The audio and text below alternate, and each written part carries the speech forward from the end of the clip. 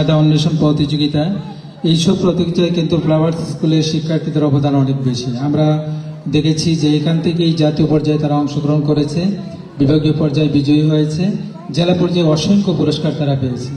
সুতরাং সেই দিক থেকে এই স্কুলের অবদান অনেক বেশি এবং আমি মনে করি এই স্কুল থেকে যারা বের হয়ে যায় তারা কিন্তু অনেক অবদান রেখে চলেছে উচ্চতর শিক্ষা প্রতিষ্ঠানেও।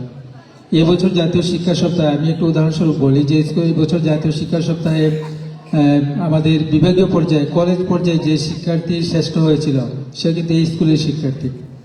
সে কিন্তু এখান থেকে স্কুল পর্যায়ে জাতীয় পর্যায়ে অংশগ্রহণ করেছিল শ্রেষ্ঠ শিক্ষার্থী হিসাবে।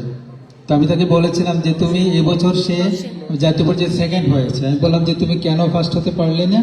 বলে স্যার আমার আসলে খেলাধুলায় আমার আন্তর্জাতিক সার্টিফিকেট নেই, যেই কারণে আমি 2 মার্ক কম পেয়েছি, আমি কিন্তু শ্রেষ্ঠ হতে পারলাম না। তো আসলে কথা হচ্ছে যে তুমি যদি নিজেকে শ্রেষ্ঠ হিসেবে পরিচিত করতে চাও তাহলে প্রত্যেকটা ইভেন্টেই তোমাকে কিন্তু ভালো করতে হবে। এটা কিন্তু তার কাছে আমি তার কথাটা শুনে আমি খুব ফিল করেছি এবং সেও খুব ফিল করছে যদি আমার একটা সার্টিফিকেট থাকতো তাহলে কিন্তু আমি জাতীয় পর্যায়ে শ্রেষ্ঠ হতে পারতাম। আসলে নিজেকে প্রকাশ করার জন্য, নিজের প্রতিভাকে ফুটিয়ে বিকশিত করার জন্য শিক্ষার্থীদের প্রচেষ্টা কিন্তু থাকতে হবে। তারা যদি চেষ্টা করে তাহলে কিন্তু সে পারবে। এই স্কুলের শিক্ষার্থীরা আমরা যখন মেডিকেলের রেজাল্ট হয় আমরা কিন্তু দেখি, বিশেষ করে আমাদের রুকসানা ম্যাডাম কিন্তু সেটা খুব সুন্দরভাবে সবার কাছে তুলে ধরেন যে স্কুলের কারা কারা এবছর মেডিকেল পরীক্ষায় উত্তীর্ণ হয়ে বিভিন্ন মেডিকেলে চান্স পেয়েছে। তারা কিন্তু আমরা সরাসরি তাদের আমাদের এসএসসি পর্যায়ের ছাত্র, কিন্তু ইন্টার পর্যায়ে পরে তারা কিন্তু মেডিকেলে চান্স পায়। এই জন্য আমরা একটু হাইডে থেকে যাই। কিন্তু আমাদের এই স্কুলে অনেক শিক্ষার্থীরা, আমি মনে করি মৌলভীবাজারের সবচেয়ে বেশি স্টুডেন্ট এই স্কুলের স্টুডেন্টরাই মেডিকেলে চান্স পায়। এটা কিন্তু আমি মনে করি যে সরকারি স্কুল থেকে বেশি কিন্তু অনেক সময় মেডিকেলে চান্স পায় স্কুলের শিক্ষার্থীরা। তো আমি বলবো আসলে কথা হচ্ছে যে আমরা আমাদের যে ঐতিহ্য আছে সেটাকে ধরে রাখতে হবে। আমাদের মন্ত্রীপক্ষ মহোদয় বলেছেন যে আমরা যেন পিছিয়ে যাচ্ছি।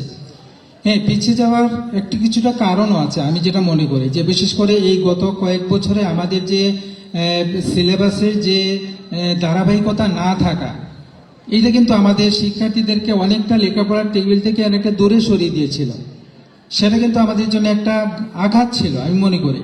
বিশেষ করে করোনাকালীন পিরিয়ড থেকে পরবর্তী সময় আমাদের নতুন কারিকুলামে একটা বিরাট পরিবর্তন, সেই পরিবর্তনে স্টুডেন্টদেরকে খাপ খেয়ে না নিতে পারা এবং পরবর্তীতে আবার 12 সিলেবাসে 12 কারিকুলামে ফিরে আসা, এই যে আমাদের শিক্ষার্থীদের মধ্যে যে ধারাবাহিকতার যে অভাব হয়েছিল, সেই ধারাবাহিকতার অভাবের কারণে শিক্ষার্থীরা তাদের মানে যে পারফরমেন্স তারা অর্জন করার কথা ছিল সেটা কিন্তু তারা করতে পারে নাই। আমি মনে করি সেই সমস্যাটা আপাতত আমরা কাটিয়ে উঠেছি। আমি মনে করি যে আমরা আমাদের পুরনো ধারাবাহিকতায় ফিরে এসেছি এবং সেখান থেকে শিক্ষার্থীদেরকে আমরা আশা করি যে তাদেরকে যদি আমরা ভালো গাইড দিই তাহলে আমরা কিন্তু আমাদের সেই ঐতিহ্যে আবার ফিরে আসতে পারবো। এটা আমি মনে করি শুধু স্কুলের ক্ষেত্রে না, এটা সারা জাতীয়ভাবে এই বিষয়টা কিন্তু আমাদেরকে একটা এফেক্ট হয়েছে। দ্বিতীয়ত আমি যে কথাতে বলবো, অভিভাবকরা কোনো কিছু মনে নেবেন না দয়া করে। আপনাদেরকে উদ্দেশ্য করে বলছি, আমরা কিন্তু স্কুলের শিক্ষার্থীদেরকে পাঠানোর চেয়ে আমরা কিন্তু প্রাধান্য দিই টিউটরের বাসায় শিক্ষার্থীদেরকে পাঠানোর ক্ষেত্রে। আমরা টিউটরের বাসা মিস করি না, কিন্তু স্কুল মিস করি। আমরা কিন্তু উল্টো পথে হাঁটছি। আপনার উচিত ছিল স্কুলকে মিস না করা, প্রয়োজনে আমি টিউটরের বাসা মিস করব, কিন্তু স্কুল মিস না করা। কিন্তু আমরা উল্টো পথে হাঁটি। আমরা অনেক সময় যে কোনো মূল্যে তার একদিনও টিউটরের ক্লাস মিস করা যাবে না, কিন্তু স্কুল সপ্তাহের পর সপ্তাহ হয়তো আপনি মিস করে যাচ্ছেন। এই জায়গা থেকে আমাদেরকে বেরিয়ে আসতে হবে। আপনাদের স্কুলের শিক্ষকরাদেরকে অনুরোধ করব যে আপনার ক্লাসটা এমনভাবে যেন হয় যেন শিক্ষার্থী আপনার ক্লাসে পরবর্তী উপস্থিত থাকতে সে বাধ্য থাকে। আপনি এমনভাবে ক্লাস নেবেন যাতে করে শিক্ষার্থী মনে করে যে আমি ওই ক্লাসের ওই স্যারের ক্লাসটা কখনো মিস করব না, সেই রকম একটা জায়গা তাদের মধ্যে তৈরি করতে হবে। কিন্তু আপনি যদি এমনভাবে ক্লাস নেন যে ক্লাস করে শিক্ষার্থী মনে করে যে স্যারের ক্লাস করলেই বা কি না করলেই কি, আমি তো প্রাইভেট স্যারের বাসা সেটা শিখে নেব, তাহলে কিন্তু আপনি শিক্ষার্থীদেরকে ক্লাসে টানতে পারবেন না। আমি মনে করি সেই জায়গাগুলো আমাদের অনেক কিছু অনুধাবন করার বিষয় আছে। আমাদের প্রত্যেকের দায়িত্ব থেকে অনেক কিছু আরো গভীরভাবে চিন্তা করার সুযোগ আছে। আমরা মনে করি সেই জায়গা থেকে আমাদেরকে আরো সচেতন হতে হবে। অভিভাবকদের বলবো যে আপনার ছাত্রদেরকে দেখাশোনা করবেন, স্কুলে নিয়মিত পাঠাবেন, বাসায় পড়াশোনা করছে কিনা সেটা নজরদারি করবেন। আপনাদের কাজ হচ্ছে নজরদারি করা, কিন্তু সেই জায়গাটুকুতে আমাদের অনেক গ্যাপ আছে।